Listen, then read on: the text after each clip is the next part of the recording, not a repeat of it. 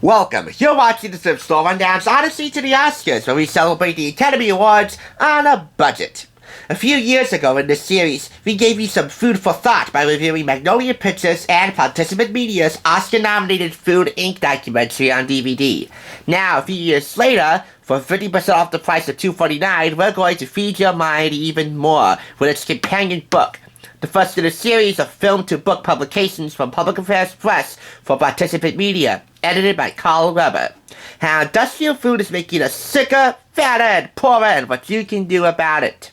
Through many essays from numerous contributors, from nonprofit organizations for food activism to industry experts and insiders, we learn more about government regulation of food, the rise of the organic food industry, food poisoning, how it's affecting America, how migrant farm workers are being paid minimal wage to no wage whatsoever, which results in major consequences all around, etc., etc.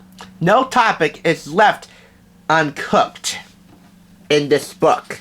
By the way, you read this book while you're watching the documentary on DVD, and I'll link down below if you want to check it out, without suddenly make for an ideal viewing experience that will wow your mind and feed your soul. The first two chapters are here. Part 1, Food Inc. the film, deal with the making of the film and exploring the corporate powers behind the way we eat. Then we go inside the food wars. Organics, healthy food, and so much more. Food, science, and the challenge of world hunger. Who will control the future? The ethanol scan.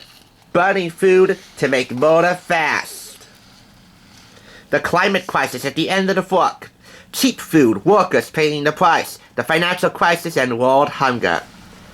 And the third part here features several chapters and essays, plus many another take features, kind of like point counterpoint, but accentuating the points that the authors are trying to make, about what we could do to regulate the food industry and its effect on us, the common people. Why bother?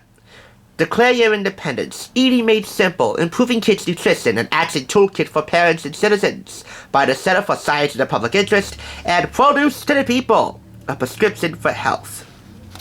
A resource guide at the end of this book on page 275 lists all the books, websites, and organizations offering further insight into America's food system and its future.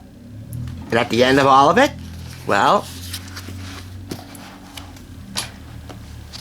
3 healthy, organic, fruit and veggie-based recipes.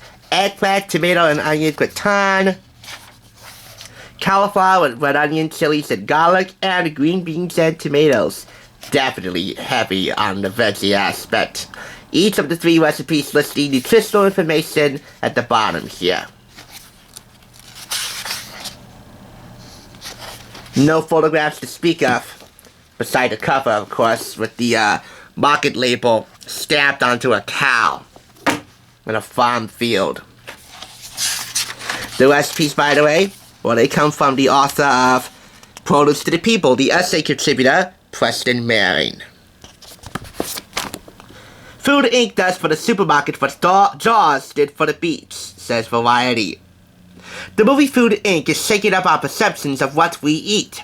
This powerful documentary deconstructing the corporate food industry in America has been hailed by Entertainment Weekly as more than a terrific movie. It's an important movie. Now, this unique companion book explores the challenges raised by the movie in fascinating depth through 13 essays. Most of them written especially for this book, and many by experts featured in the film. They include Eric Schlosser, Michael Pollan, Robert Kenner, director of Food Inc., Marion Nessel, Anna Lepay, Muhammad Yunus, Joel Salatin, and Gary Herzberg. If daily headlines about food poisoning, pollution, labor abuse, and rampant hunger have left you worried or confused about the foods you eat, Food Inc. provides the facts behind the problems and shows what you can do to make a difference.